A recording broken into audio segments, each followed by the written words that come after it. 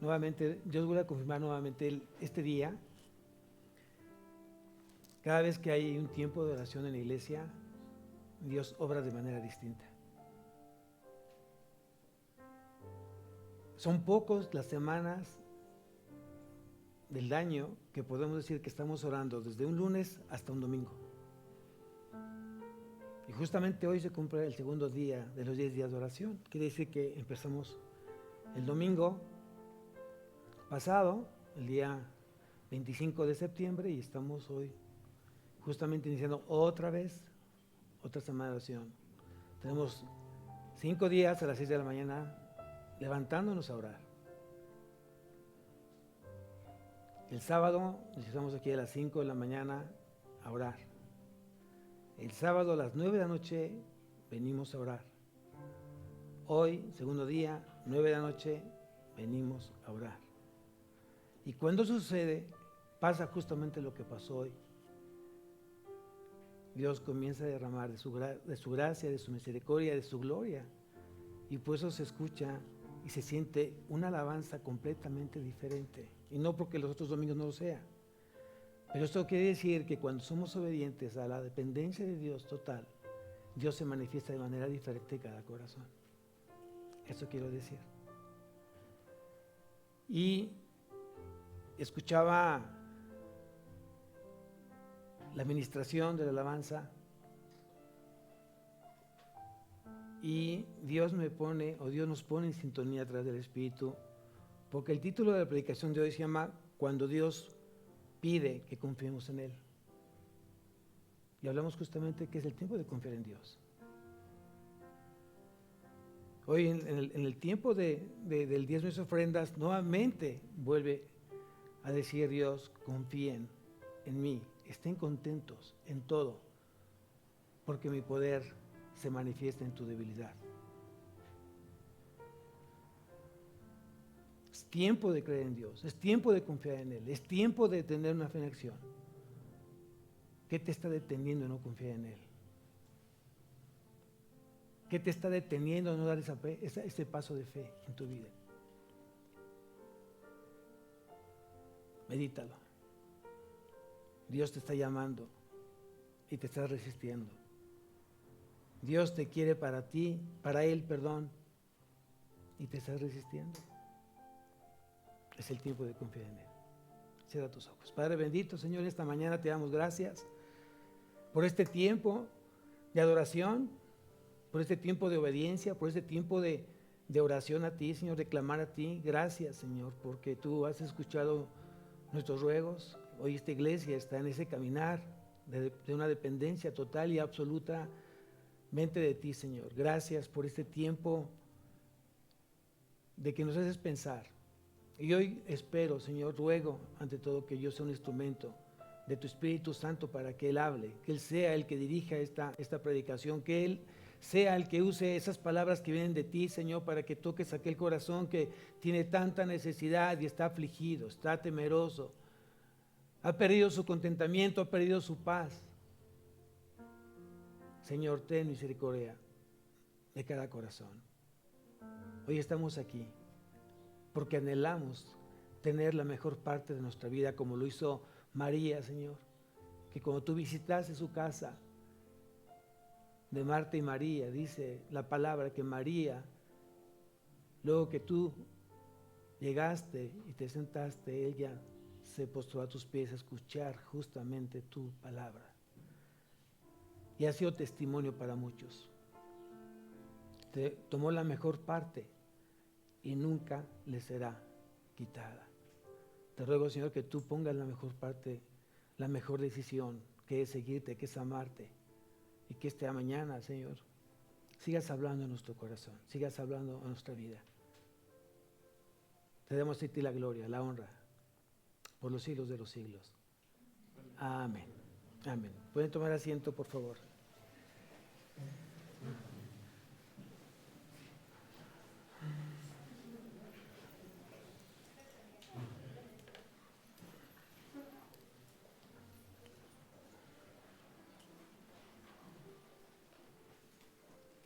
Entonces, la predicación de hoy es cuando Dios pide que confiemos en Él. Y esto viene mucho a colación de lo que vamos a ver justamente el día de hoy en Génesis,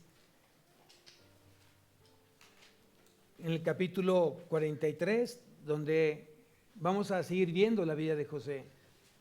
Acordémonos que ya comenzó ese periodo de 7 años de escasez. Esos 7 años donde hay mucha carencia en la tierra porque ha dejado de llover. Cuando deja de llover, la tierra deja de producir. Había otro tipo de alimentos, pero no había lo vital en el pueblo de Jacob y sus hijos y toda la familia de él, que era el trigo. Que eso fue justamente lo que hizo José, de almacenar todo el trigo suficiente durante los 7 años de abundancia. Muchas veces meditamos en la palabra y dice que todos hoy, los que hemos recibido justamente el Evangelio de la Gracia en nuestra vida, después de haber estado muertos en nuestros delitos y pecados, Dios nos dio vida. Y antes de que vayamos a Génesis, quiero que me acompañes, por favor, al Evangelio de Juan.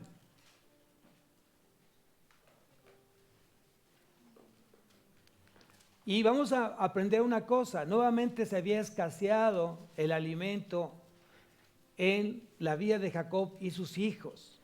Ya habían ido a Egipto, se habían traído ya suficientes granos de trigo, pero como todo, en algún momento de tu vida se comienza a escasear y ya estaba escaseando. Tenían que nuevamente regresar sus hijos por más granos a Egipto, pero había condiciones que tenían que cumplir para poder llegar a Egipto, que es lo que vamos a ver en esta mañana. Pero lo que yo quiero comenzar con esta predicación es que si algo no muere antes, no puede nacer. Si algo que no tiene vida, no puede nacer de nuevo. Y aquí en el Evangelio de Juan, capítulo 12, versículo 24, vamos a ver las palabras de Jesús y vamos a tener que confiar plenamente en su palabra cuando las cosas hoy no estén lo suficientemente bien en nuestra vida. Sea en tu vida, sea en tu familia, sea en tu trabajo, sea en tu empresa, hoy es el momento para que tú confíes en el Señor. Amén. Y dice aquí, de cierto os digo, que si el grano de trigo no cae en la tierra y muere, queda solo. Pero si muere, lleva mucho fruto. Aquí entonces estamos aprendiendo justamente que Jesús quiere llamar la atención de los oyentes, de sus discípulos, de la gente que se encontraba justamente alrededor de él, escuchando esta predicación, este mensaje. Y no se trata de una alegoría, de algo simbólico, sino realmente era una ilustración de una semilla. Que esta semilla, cuando es depositada en la tierra, esa semilla tiene que morir, tiene que dar paso ¿a qué? A vida, a una planta. Cuando tú moriste y cuando tú volviste a nacer, estás expuesto a dar más vida.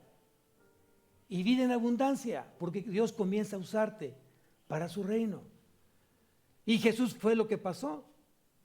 Cuando Cristo murió en la cruz y resucitó, vino a traer más vida, porque a través de esa muerte en la cruz, mucha gente que hoy creemos en Él, siguen naciendo y naciendo muchas almas por el Evangelio que están escuchando. ¿Quién dice amén?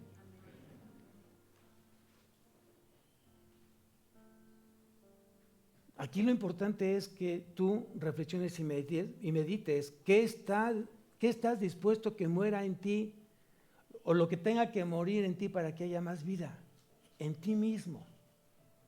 ¿Qué es lo que tiene que morir más hoy en tu vida? Tal vez te falta entregarle a Dios la mentira, la flojera, el desorden que traes en tu vida, el orgullo, el resentimiento. ¿Qué es lo que falta que muera en ti para que te des más vida? Y Cristo nos enseñó justamente que Él vino a morir por cada uno de nosotros para que hoy tuviéramos vida, y vida en abundancia. Entonces, hoy tenemos que seguir muriendo en nuestra carne hasta que Cristo siga siendo más nítido en nuestra vida. Y decía Pablo, y lo dijo de la siguiente manera, que eso impacta corazones. Cuando tú ya estás en otro nivel de madurez ante el Señor, impactan este tipo de palabras, este tipo de mensajes en la Biblia. Dice, pero cuántas cosas eran para mí ganancia, las he estimado como pérdida por amor de Cristo. ¿Cuántas cosas estás dispuesto a perder por amor a Cristo? Y cuando tú comiences a morir más, y cuando tú comienzas a menguar más en tu vida y permites que Él siga creciendo más en ti, entonces mucha gente va a ser más impactada por el testimonio que tú estás dando. Luego entonces, ya viendo esta parte, vamos ahora hacia Génesis, por favor. Y vamos al capítulo de Génesis 43.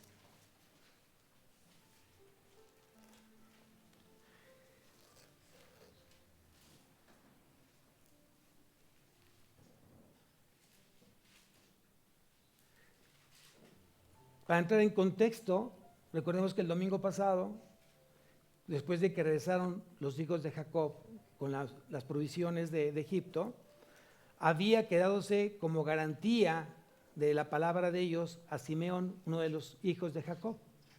Pero había también otro compromiso que tenían que cumplir. Si que ellos querían regresar nuevamente a Egipto por Simeón, tenían que traer también consigo a Benjamín. ¿Se acuerdan? Y eso era muy claro. Y imagínate en ese momento que tengas que perder algo a lo que tú amas. ¿Quién está dispuesto a perder algo de lo que tú amas? Entonces acuérdate un poco en la parte del corazón de Abraham y de Sara cuando Dios le pidió a Isaac.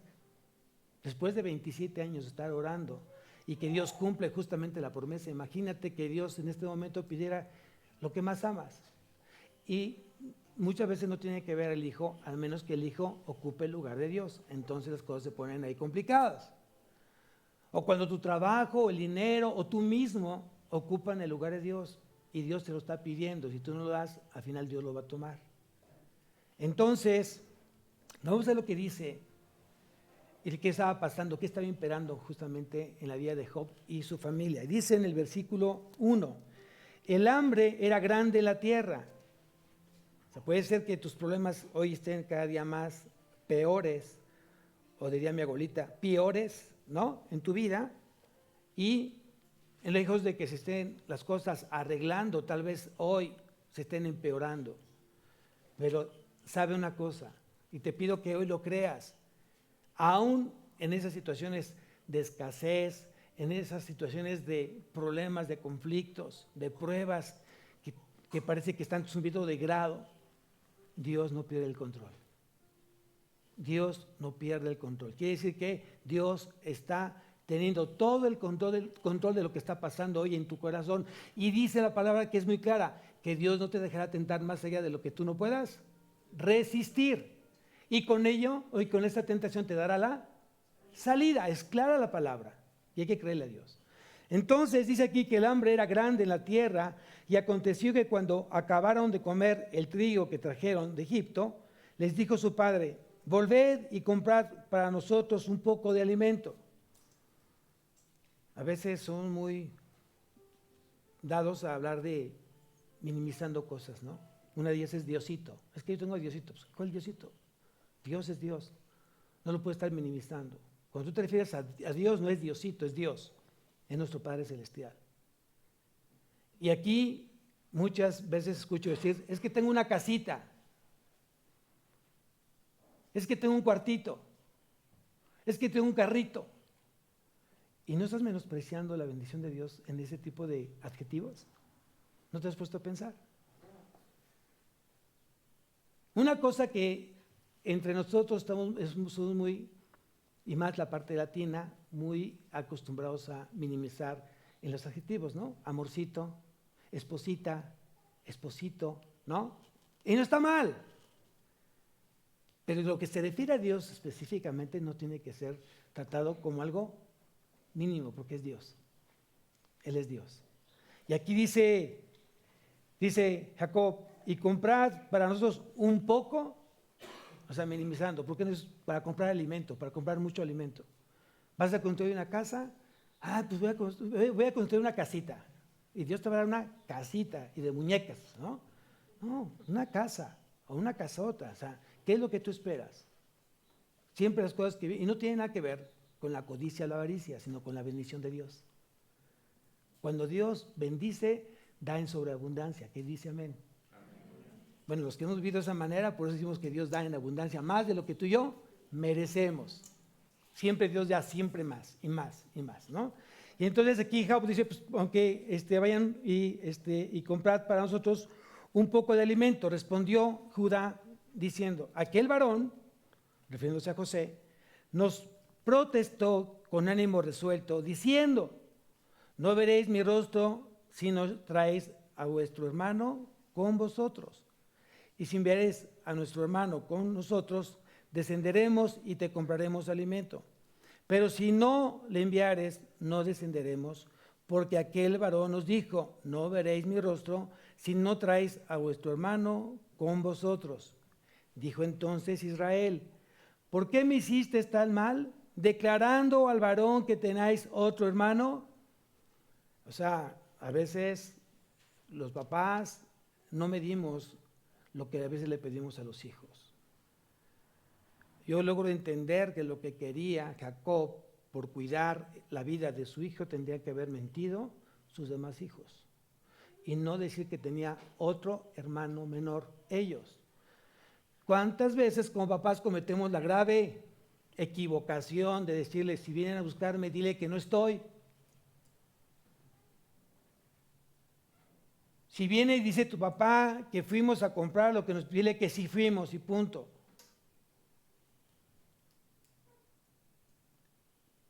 Si la vecina viene a cobrarnos, dile que no estoy, que no he llegado del trabajo, que luego voy y la paso y le doy el dinero. Y estoy hablando del reino de Dios, no estoy hablando de lo que el mundo está acostumbrado a hacer, sino de lo que hoy en el reino no debería de existir.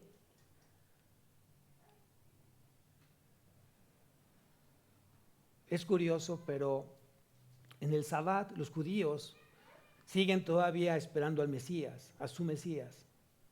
Entonces ellos tienen muy claro el Sabbat y el Sabbat no pueden hacer trabajo. Ningún trabajo pueden hacer. Entonces lo que hacen ellos es si tienen que tocar un timbre, le piden a la persona que va pasando, ¿puede tocar usted el timbre? Porque yo no puedo hacer porque no me lo permite la ley. Entonces prefiere que el otro peque y él no peca. Y así es mucha gente. Y es lo que tenemos que aprender, no es así, no es así. Entonces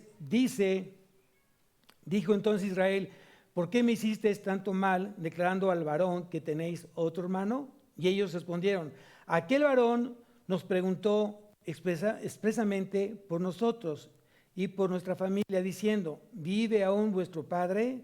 ¿Tenéis otro hermano?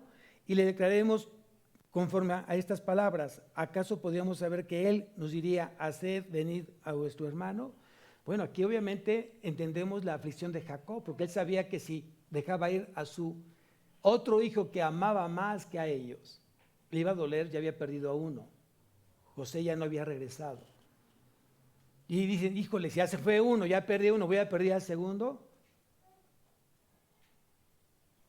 Y también era entendible lo que estaban pidiendo los hijos, tenían que ser realmente prudentes, sabios. No podemos ir a buscar más alimentos si el varón responsable de dárnoslo nos dijo que la única llave era justamente llevar a nuestro hermano Benjamín.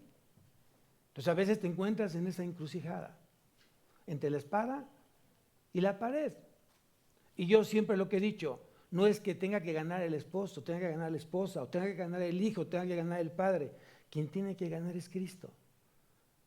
Entonces, cada vez que tengas una encrucijada, cuando tengas una disyuntiva, ¿qué decisión tomar? Siempre recuerda, si en esa decisión se va a glorificar Dios, tómenla. Si Dios se va a glorificar Perdón, si Dios no se va a glorificar, no tomes la decisión, sea cual sea. Y así van a ver que las cosas van a ser de una manera completamente diferente. Entonces la frustración de Jacob era entendible. Él no quería perder justamente a Benjamín. Sabía que había el precio de que si algo sucedía, a lo mejor ya no regresaba justamente su hijo con él, como lo que había pasado José. La otra parte, que también tiene aquí una enseñanza, muchas veces alguien te va a preguntar algo sabiendo que él lo sabe para ver si tú eres honesto en responderle.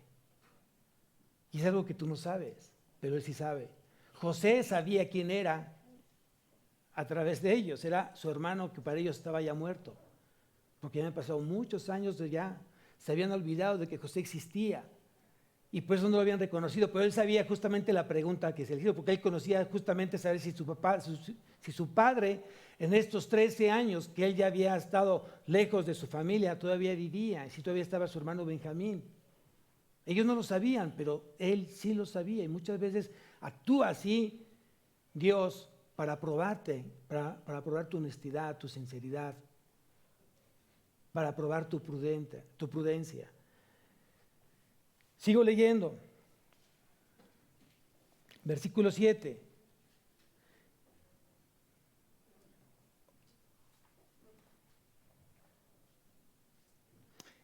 Perdón, 8. Entonces Judá dijo a Israel, su padre, envía al joven conmigo y nos levantaremos e iremos a fin de que vivamos y no muramos nosotros y tú y nuestros niños. Quiere decir que entonces estaba ya complicada la parte de el hambre que estaba ya prevaleciendo justamente en la tierra.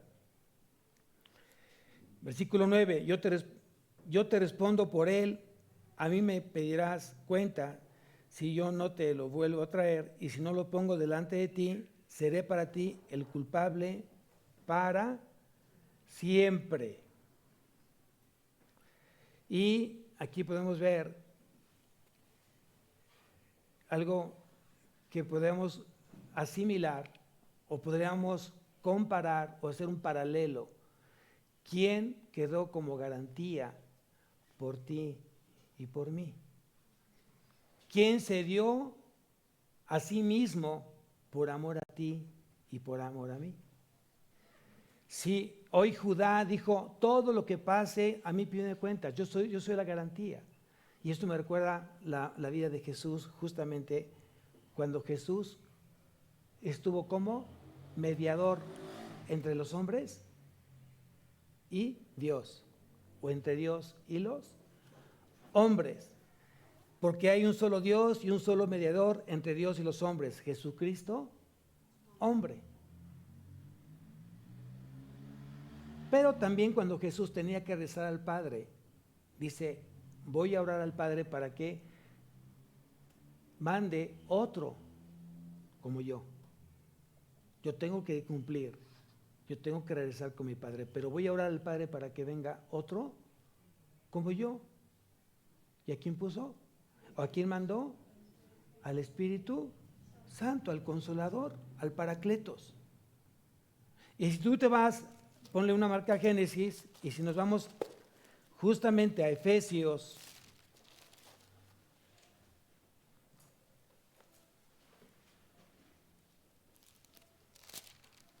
capítulo 1,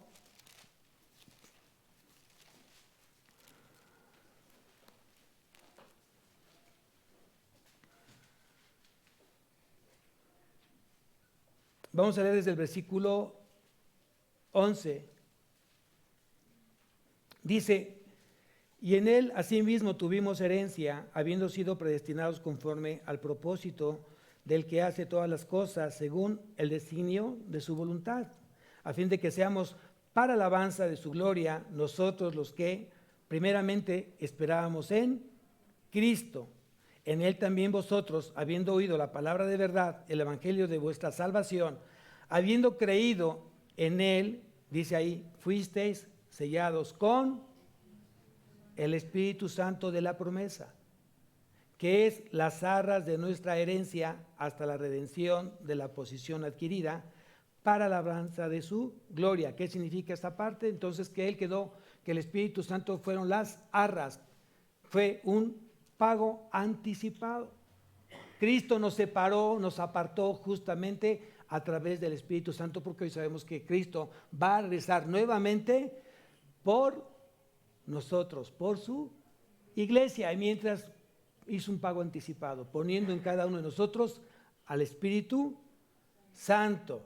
Entonces, nuestro Señor Jesucristo tomó ese lugar y se convirtió nuestro Señor Jesucristo en nuestro Salvador, en nuestro Salvador.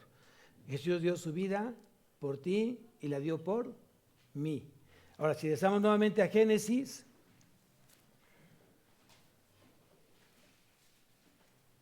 versículo 10, dice: pues si no nos hubiéramos detenido, ciertamente hubiéramos ya vuelto 2 veces. Obviamente eso quiere decir que, bueno, te has tardado mucho en tomar la decisión, pero volvemos a repetir, no era fácil para Jacob. Esta situación de perder a su único hijo que le quedaba, de ese amor entre él y Raquel, pues obviamente era muy, muy difícil. Y es entendible, ¿no? Aunque finalmente dice en el versículo 11, entonces Israel, su padre, le respondió, pues que así es, hacerlo, tomad de lo mejor de la tierra en vuestros sacos y llevad a aquel varón un presente, un poco de bálsamo, un poco de miel, aromas y mirra, nueces y almendras. Quiere decir que sí había alimento, pero no había el elemento principal, que era el trigo. ¿Y del trigo qué se fabricaba? ¿Qué se producía? El pan. Y era vital en la dieta de la vida de Jacob. Y ya sabemos que es una figura el pan de Cristo. Cuando en Éxodo Dios permitió también, justamente cuando hubo hambruna, Dios permitió que cayera el maná, ¿no? Ese pan que caía del cielo es otra figura de Cristo, justamente. Es lo que iba a pasar años después. Este pan, esta escasez de trigo para hacer el pan, en Éxodo, la hambruna, Dios permitió ese pan que cayera del cielo, era justamente lo que en la profecía se cumplió en los apóstoles, cuando Cristo justamente murió en el tiempo que Dios dispuso que Él llegara y que viniera a cumplir justamente el mandato de Dios, dar su vida como sacrificio para el perdón de pecados y la vida eterna de nosotros. Amén. Entonces aquí dice en el versículo 12, bueno, volvemos a decir algo que también es interesante notar, es que Jacob tenía un corazón generoso. No quería que llegaran sus hijos con manos vacías. Y dice algo importante: tomen lo que encuentren y llévenlo. ¿Así dijo? Tomen lo mejor. ¿Qué es lo que Dios nos dio? Lo mejor. Y lo dio completo. Si tú tienes que darle algo a Dios, dale lo mejor. No le des sobras. No le des sobras de tu tiempo, no le des sobras de lo que Dios te ha permitido tener como ingreso. No le des las sobras de tu casa, no le des las sobras de tus hijos, no le des las sobras de tu vida, dale todo, porque todo le pertenece a Él. Y aquí dice exactamente que Él había dicho a sus hijos: les pido que tomen lo mejor de la tierra y llenad los sacos y llévenselo a este varón. Versículo 12, y tomad en vuestras manos doble cantidad de dinero. Acuérdense que cuando llegaron ellos nuevamente con su padre y abrieron los costales, traía dentro de esos costales el grano y la cantidad del costo de ese costal. Y tuvieron mucho miedo de por qué cada costal que ellos traían justamente el dinero que supuestamente habían dado para la compra de los sacos de trigo. Y aquí entonces dice: y tomad en vuestras manos el doble, ¿no?, de dinero, y llevad en vuestra mano el dinero vuelto en las bocas de vuestros costales. Quizá fue equivocación. ¿Qué quiere decir entonces? Que también, además de ser un corazón generoso, era un corazón honesto, íntegro, que es lo que Dios está demandando en todo hijo de Él: tener un corazón íntegro, honesto, no tan solo generoso, sino que también nadie tenga algo que decirte en cuestión de tu integridad, en cuestión de tu honestidad. Es bien importante eso. Luego entonces, versículo 13, tomad también a vuestro hermano y levantaos y volved a aquel varón. Y el Dios omnipotente os dé misericordia delante de aquel varón y os suelte al otro vuestro hermano y a este Benjamín. ¿Qué es lo que hizo Jacob? Oró. ¿A quién oró? Dice que al Shaddai. Acuérdate que en el hebreo es Shaddai. Shaddai significa el Todopoderoso. Y esto quiere decir entonces que nosotros tenemos que depender del Todopoderoso, del que tiene todo el poder. Él es tu Padre. Él fue el que te llamó, Él fue el que te eligió y Él es el que quiere que estés con Él por toda la eternidad. Amén. Entonces es lo que tiene que tenerte lleno, feliz, contento, seguro, tranquilo, en paz, firme, de que tienes una herencia dicha y prometida por Dios. Yo vendré por ti después de que ella ha preparado esa morada y regresaré por ti para llevarte a ella, dice Jesús. Amén. Entonces dice aquí que todo lo dejó en las manos de Dios y esperaba que Dios respondiera justamente sus súplicas, su oración, su clamor, ¿no? Y versículo siguiente, entonces tomaron aquellos varones el presente y tomaron en su mano doble cantidad de dinero y a Benjamín, y se levantaron y descendieron a Egipto y se presentaron delante de José. Y vio José a Benjamín con ellos y dijo al mayordomo de su casa, lleva a casa a estos hombres y degüella una res y prepárala, pues estos hombres comerán conmigo al mediodía. Wow, aquí hay más enseñanzas en este pasaje. ¿Quién era José? El segundo de Faraón, y quiero pensar que él tenía una residencia oficial donde él podía tratar todos los asuntos del reino. Cuando alguien te permite compartir su residencia personal, su casa personal, su teléfono personal, es porque algo ha visto en ti o algo le has demostrado a esta persona para confiar tanto en llevarte o permitirte tener un teléfono personal desde su vida. De repente conoces gente que tiene hasta 5 teléfonos. Pero cuando de esos 5 teléfonos solo uno es el personal y te lo proporciona a ti, te tienes que sentir honrado. Cuando alguien pudo haber hecho vamos a llamarle un pedido, levantar un pedido a un cliente importante, te dice, no quiero que lo hagamos aquí, lo quiero que lo hagamos en casa. Acompáñame y vamos a mi casa y hacemos el pedido. Eso quiere decir que le has dado ¿qué? Confianza. ¿Y qué ha visto en ti qué? Integridad. Eso es algo que realmente, esto fue lo que sucedió cuando José dice, le dijo al mayordomo, quiero que prepares el mejor animal, el más bonito. Y quiero que lo prepares porque van a comer conmigo en mi casa personal. ¿Se acuerdan quién pasó justamente esta parte? El hijo pródigo. ¿Se acuerdan el hijo pródigo? ¿Sí? A ver, vamos a Lucas para recordarlo, porque me dieron así como que el sí, pero no son como que no muy seguros. Vamos a Lucas.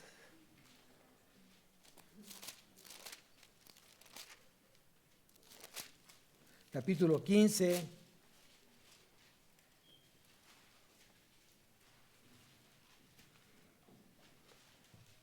¿Quién ya leyó el hijo pródigo? Bueno, un contexto, vamos a traer en contexto. Un hijo pródigo es aquel que se malgasta todo. Y este hijo se había malgastado toda la herencia en vida del padre. Tuvo varios desaciertos, varias decisiones equivocadas este hijo y se gastó todo el dinero. Se gastó parte de su vida en cosas que no eran lo correcto. ¿A quién le había costado ese dinero? ¿A quién le costó tu vida?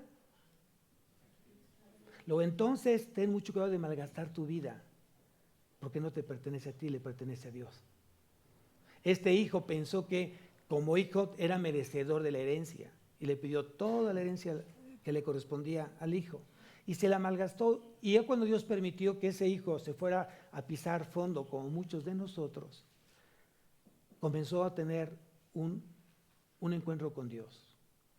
Y dice que volviendo en sí, él, que dice que después de que él reconoció su pecado y que el Espíritu Santo lo convenció de su pecado, dijo, he pecado contra Dios y contra mi Padre. Dios le permitió que llegara hasta lo más profundo, lo más bajo, para que entendiera lo que había decidido dejar. Como mucha gente no entiende esa parte hasta el día de hoy, tú dejas una cosa, dejas a Dios por cosas que no tienen tanto valor o no deben tanto valor. El que tú vengas un domingo acá es porque estás reconociendo realmente quién es Dios en tu vida. Tú vienes aquí porque tienes necesidad de escucharlo a Él y que Dios te hable a tu vida y que Dios te fortalezca, que te aliente. Y porque Él es el primero en tu vida, o debería ser el primero en tu vida.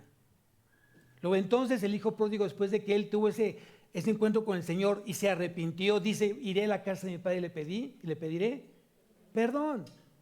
Y yo me imagino que ese padre estaba viendo, en todos los días, viendo aquel camino que apareciera alguna vez su hijo. Y el tiempo se cumplió. ¿Cuántas veces has orado por un hijo o por alguien, por su salvación, y sigues orando hasta que de repente da muestra de decir, oye, ¿cuándo me invitas a la iglesia? ¿Qué sientes? ¡Wow! Papá, perdóname. Ma, perdóname. Le he regado.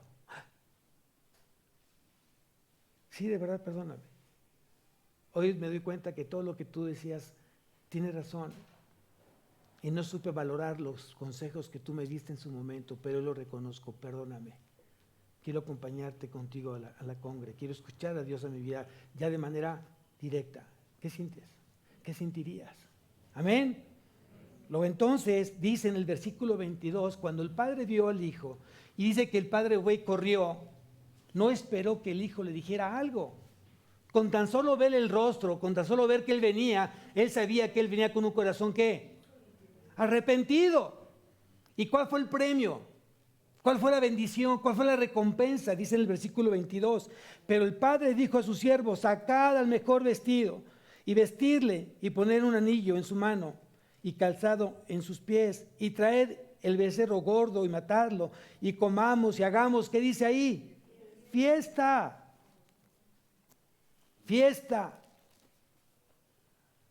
Justamente eso es lo que yo creo que José vio, porque ahí estaba faltaba nada más su padre, pero estaban todos sus hermanos. ¿Cuántos años tenía que no podía sentarse con ellos?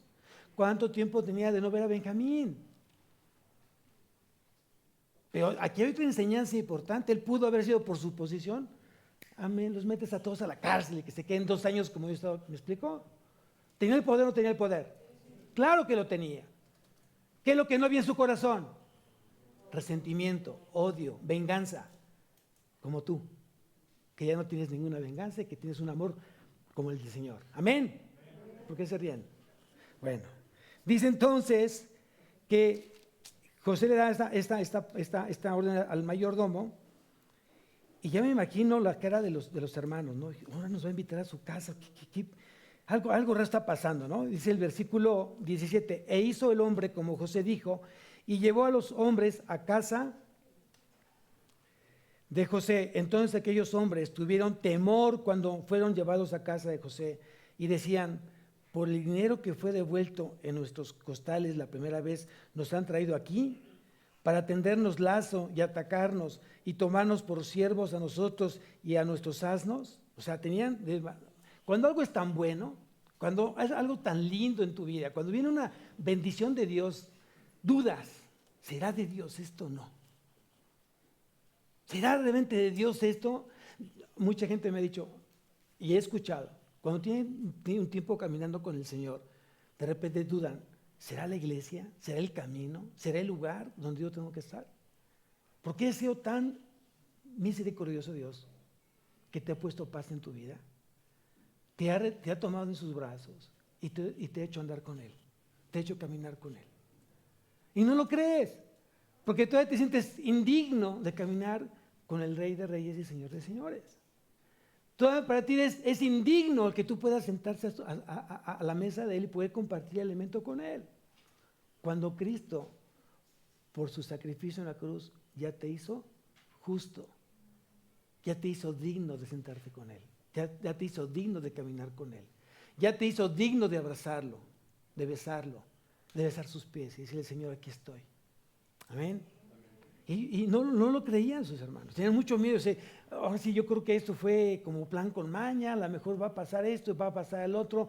Y aquí hay otra enseñanza también. El enemigo toma ventaja cuando tú te encuentras en momentos de confusión y duda. Y comienzan los dardos de fuego a llegar. Esos malos pensamientos llegan uno tras otro.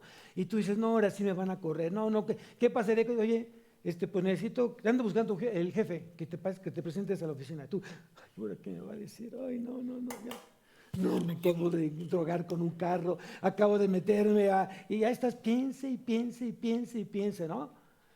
Y te suenan los dedos, ay, no. Bueno, eso pasaba antes cuando no tenías a Cristo, ¿no? Pero muchas veces cuando yo escuchaba que había cierto recorte en la empresa, ya venía Pau en camino, y de repente dicen, pues va a haber recorte, ¿no? Y tú, no. Ya te sentías afuera, ¿no? Entonces, muchas veces dejamos de confiar en el Señor por los miedos, por los temores que justamente vas generando. Primero tú, tu concupiscencia, y otra, el diablo. Y ellos estaban viendo cosas diferentes a lo que José realmente tenía en su corazón. ¿Cuántas veces de verdad Dios te da una, para que entiendas, ¿no? Tú pensabas algo malo y la cosa... Llegas con el jefe, jefe, aquí estoy, ¿qué se le ofrece? Oye, ya conseguí el puesto que estabas tú buscando, prepárate, el próximo mes me va entregando y el mes tienes el puesto que tú habías dicho. ¿Te acuerdas del incremento que tú me estabas asustando hace 2 semanas? Ya está autorizado por los jefes, a partir de la siguiente quincena, con retroactivo, te va a llevar. ¿Pasa o no pasa? Bueno, creo que a ustedes no, pero a los que creemos en Cristo sí pasa eso, ¿no? Sí pasa esa parte, ¿no? Realmente son situaciones que Dios te pone así. Bueno, tomando el ejemplo, yo dije, y venía Pau. Tuvo un tema ahí mi esposita en los últimos meses de embarazo y por un tema ahí de la placenta, Paula dejó de crecer, dejó de crecer y se pronosticaban cosas difíciles. Y decía el médico, bueno, si esto está pasando puede ser por esto, pero por esto más, ¿no? Y no, pues nos quedamos con lo peor, ¿no? Entonces, imagínense cómo fue nuestra vida esperando. Obviamente no teníamos a Cristo, pero aún así orábamos, no sé, así yo creo que en nuestra parte decíamos, Señor, ayúdanos, pero estábamos ahí. Y las consecuencias, o los lados estábamos realmente muy nerviosos. Y lo peor, y sí les voy a decir por qué. Porque dijo, si esto está sucediendo es porque viene mal el producto, quiere decir que viene mal su hija. Viene deforme, viene, no sé, viene mal, o viene con síndrome de Down, o lo que sea. Y el diablo fue así astuto, porque cada vez que salíamos a casa, veíamos a la gente con síndrome de Down. ¿Me estás preparando, Señor? ¿No? Entonces les cuento ahorita y me da así como que, ay, sí, pero vivirlo es otra cosa. Cuando de repente dices, es que fui al médico, fui con el oncólogo, fui con el médico internista y creo que los análisis pintan para algo no correcto, entonces el doctor ves su cara y dices, tengo algo que decirle. Yo, ya. ¿Cuánto tiempo me quedas, doctor? ¿No? Entonces muchas veces así suele pasar. Y ellos justamente, sus hermanos decían, no, ahora sí, nos va a ir mal. No creían en cosas buenas, sino se enfocaban en las cosas malas. Y justamente esa es nuestra naturaleza, de no disfrutar las cosas buenas o de no esperar las cosas buenas. Siempre tratamos de esperar siempre las cosas malas en lugar de las buenas. Y terminando no disfrutando las cosas buenas, porque siempre dicen, no, se me hace que esta va a durar bien poquito esta bendición. Todavía la tienes y ya estás pensando que va a durar poquito, ¿no? Pero bueno, el que tenga oídos, creo que están escuchando algunos. Amén, amén. Dice, versículo 19, y se acercaron el mayordomo de la casa de José y le hablaron a la entrada de la casa y dijeron, ay, Señor nuestro, nosotros en realidad, de verdad, descendimos al principio a comprar alimentos, ya estaban preparando, ya estaban dándole, yo creo que ni el mayordomo ni siquiera tenía la intención de preguntarles, pero ellos venían, no, hay que decir de una vez que sí traíamos dinero desde antes y que veníamos ya a devolverlo, y dice, Y versículo 21, y aconteció que cuando llegamos al mesón y abrimos nuestros costales, he aquí el dinero de cada uno estaba en la boca de su costal, nuestro dinero en su justo peso, y lo hemos vuelto a traer con nosotros, por si algo tienen ustedes pensado hacer con nosotros. Hemos también traído en nuestras manos otro dinero para comprar alimentos. Nosotros no sabemos quién haya puesto nuestro dinero en nuestros costales. De verdad se lo decimos, pero estamos diciendo la verdad. Así me imagino que estaban ellos. No, que estoy exagerando, a lo mejor no, pero bueno. Y dice el versículo 23, él le respondió, paz a vosotros, no temáis, vuestro Dios y el Dios de vuestro Padre os dio el tesoro en vuestros costales. Yo recibí vuestro dinero y sacó a Simeón a ellos. ¡Wow! Qué hermoso es esta parte. Mire, primeramente, bueno, yo no veo que haya entusiasmo, pero digo, fíjense, ¿quién fue el que lo dijo? Un egipcio. ¿En quién creían los egipcios? En todo menos en Dios. ¿Qué quiere decir? Que el mayordomo había sido, ¿qué? Ganado para Dios, había sido ganado para Cristo. José había hecho lo suficiente para demostrarle que Dios vivía en su vida. ¿Cierto o no? Y algo más interesante, más impactante fue lo que dijo el mayordomo. Él no mintió. Él dijo, lo voy a volver a leer, dice, yo recibí vuestro dinero. A veces hay cosas milagrosas, sorprendentes, que solamente Dios puede hacer en tu vida. O sea, tú le dices, tú ves por todos lados, no, es que no, la lógica no me da. ¿Cómo fue que pasó esto? Y dice Dios, yo soy Dios de imposibles. Y aquí lo dice claramente, y le respondió, paz a vosotros. ¿Por qué estás en lucha? ¿Por qué estás en temor? ¿Por qué estás en miedo? Cuando Dios está diciendo, sereno, moreno, no, tranquilo. No te me acalambres, ¿no? Ten confianza en Dios, espera en Dios y Él hará en su tiempo, mientras sigue orando, mientras sigue esperando. Pero Él dice que te va a derramar su paz, esa paz que sobrepasa todo entendimiento, por eso es algo inexplicable. ¿Cómo es posible que yo me sienta realmente bien, tranquilo, si ya perdí mis tarjetas de crédito? Cuando alguien ha experimentado eso, dices tú, cuando alguien ha experimentado esa paz que sobrepasa todo entendimiento, dices, Señor, de verdad eres grande. Eres grande. Y aquí ellos, me imagino que más abrieron sus ojos cuando dijeron, yo recibí vuestro dinero y sacó a Simeón a ellos. No, imagínense cómo estaban ellos, no se la creían. Y llevó aquel varón a los hombres a casa de José y les dio agua y lavaron sus pies y dio de comer a sus asnos. Fíjense, ¡cuánta bendición! Ellos esperaban lo peor y Dios les estaba dando lo mejor, un trato de hijos. Un trato de hijos. Dios te tiene una morada con Cristo en la eternidad. ¿Quién lo cree? Uy. Y dice entonces, y ellos prepararon el presente, entre tanto que venía José a mediodía, porque habían oído que allí habría de comer pan. Y vino José a casa y ellos le trajeron el presente que tenían en su mano dentro de la casa y se inclinaron ante él hasta la tierra. ¿Qué quiere decir? Que me imagino que a lo mejor José estaba en un lugar alto, como suelen pasar los reyes, ¿no? Y tenían que subir escalones y a lo mejor él estaba así como, se sentó en su trono, como todo segundo de Faraón, y llegaron ellos que ellos nuevamente se volvía a cumplir los sueños de José. Ellos tienen un día que postrarse ante Él. Entonces, aquí es otra enseñanza. Si Dios ya te dijo algo y te lo ha repetido 2 veces, lo va a cumplir. ¿Amén? Bueno. Ay, sigo entonces. Entonces le preguntó José, ¿cómo estaban? ¿Cómo estaban? Y dijo, vuestro padre, el anciano que dijisteis, ¿lo pasa bien? ¿Vive todavía? Yo no sé cuánto tiempo pasó para que preguntara nuevamente cómo estaba el papá. Yo creo que pasaron desde que fueron de la primera vez a la segunda, creo que pasó algo de tiempo. Y dice, ellos respondieron, bien, va tu siervo, nuestro padre aún vive. Y se inclinaron e hicieron reverencia, otra vez. Y alzando José sus ojos, vio a Benjamín, su hermano, hijo de su madre, y dijo, ¿es este vuestro hermano menor? de quien me hablasteis, y dijo, Dios tenga misericordia de ti, hijo mío. Qué hermoso cuando un hermano te puede bendecir de esta manera.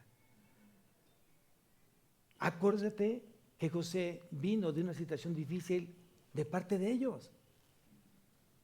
Y lo que él muestra en este pasaje es que tenía un gran amor, el amor de Dios que solamente él puede manifestar en el corazón de sus hijos. Entonces José se apresuró porque se conmovieron sus entrañas a causa de su hermano y buscó dónde llorar y entró en su cámara y lloró allí. Ya me imagino. Wow. Y lavó su rostro y salió y se contuvo y dijo, poned pan. Y pusieron para él aparte y separadamente para ellos y aparte para los egipcios que con él comían, porque los egipcios no pueden comer pan con los hebreos, lo cual es abominación a los egipcios. Entonces, ¿qué quiere decir? Peor, ¿no? Las cosas eran tan... ¿Cómo es que José, siendo segundo de Faraón, porque ellos pensaban que era un egipcio, estaba comiendo con ellos y aparte estaban comiendo los egipcios? O sea, fueron muchas señales donde decían, no es que no me cabe en la cabeza, no hay entendimiento en nosotros para que esté pasando justamente esto. Sigo leyendo. Y se sentaron delante de él, y el mayor conforme a su primogenitura, y el menor conforme a su menor edad, y estaban aquellos hombres atónitos mirándole el uno al otro. O sea, no solamente se sentó José con ellos, no solamente separó a los egipcios de ellos, no solamente mató al mejor animal para ellos, no solamente los invitó a su casa a comer con ellos, y además los puso de acuerdo a su tamaño. ¿Quién lo podía hacer? Alguien que conocía quién era el mayor y que hasta quién era el menor. Son detalles que realmente solamente Dios lo puede permitir. Ellos estaban completamente atónitos. Estaban así como, no lo puedo creer. Me imagino que eso decía, ¿no? Y dice, José tomó viandas de delante de sí para ellos, mas la porción de Benjamín era 5 veces mayor que cualquiera de las de ellos, y bebieron y se alegraron con él. O sea, no solamente hizo todo lo demás José, sino además le sirvió. Tomó la comida, empezó a repartir el alimento. A ver, yo les sirvo, ustedes siéntense. Todos, algo está pasando, aquí no entendemos. Y él estaba sirviendo. Bueno, aquí, ¿por qué le dio 5 porciones más a Benjamín? Bueno, aquí tiene algunas posibles enseñanzas. Acordemos que Benjamín nunca había tenido una comida formal. Ya le habían tenido en su momento, en la primera visita, sus hermanos con José, habían comido bien. No con él, pero habían comido bien. Y si iban a comer con José y Benjamín estaba ahí, pues obviamente él decía, bueno, hay que comer mi hermano, pues él no ha hecho ninguna comida formal desde hace muchos años. Esa puede ser una interpretación de esto, ¿por qué no? La otra interpretación que podemos encontrar es lo que dice justamente Pablo en Gálatas capítulo 6, versículo 10. Dice, así que según tengamos oportunidad, hagamos bien a todos y mayormente a los de la familia de la fe. Entonces, ¿qué quiere decir? Sin dejar de hacer bien para todos, mayormente haz para los hermanos de la fe, ¿no? Como cristianos no es suficiente con que no hagamos mal, sino que debemos de buscar hacer el bien, ¿no? Dios nos llena de oportunidad para hacer o buscar hacer el bien. Pero creo que suena muy lógico, muy de sentido común, que si tú le vas a hacer bien a alguien, hazlo mayor de la gente que hoy es de la familia de la fe. ¿Por qué? Mi conclusión es esta. Cuando tú le das a una persona algo, le das una prenda, le das a lo mejor una ofrenda económica, esa persona generalmente dice gracias.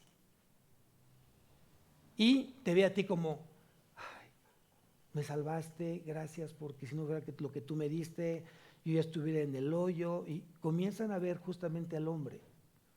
Pero los hermanos de la fe, cuando son bendecidos, no ven a la persona que los bendijo, sino por quien a través de esa persona fue bendecido. Entonces, cuando tú recibes algo de un hermano en Cristo, no dices gracias por tu vida, no, dices gracias a Dios porque a través de Él te usó a ti para que llegara esta bendición a mi vida. Entonces la gloria es para Dios. Por eso justamente aquí dice mayormente a los de la familia de la fe, porque la familia de la fe van a glorificar, van a honrar ¿a quién? A Dios. Y a veces nos perdemos en esa parte. El pastor es un instrumento, no es Dios. Tú eres un instrumento, no eres Dios. Luego entonces quien se debe llevar la gloria y la honra es Cristo. Amén. Entonces tenemos que aprender que en esta parte del capítulo tuvo muchas enseñanzas. No sé ustedes, pero cada vez que vemos un capítulo aprendemos cosas diferentes, cosas nuevas. Vamos a levantarnos, iglesia.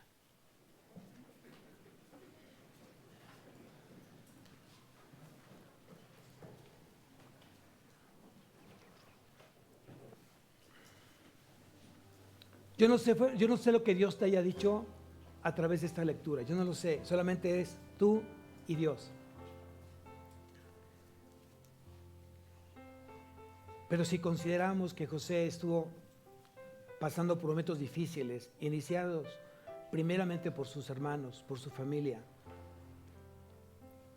lo golpearon, lo metieron a una cisterna por mucho tiempo sin darle de comer, lo vendieron. Gracias a ellos y a la venta fue vendido a Potifar, llevado a la cárcel, 2 años en la cárcel, olvidado por el copero. Pudo haber sido que fueron tiempos de mucho resentimiento y amargura, como mucha gente lleva cargando en su vida. Sigues todavía atrapado con los recuerdos del pasado, viendo con el retrovisor de tu vida y pensando todavía en lo que pudo haber sido bonito y no lo fue.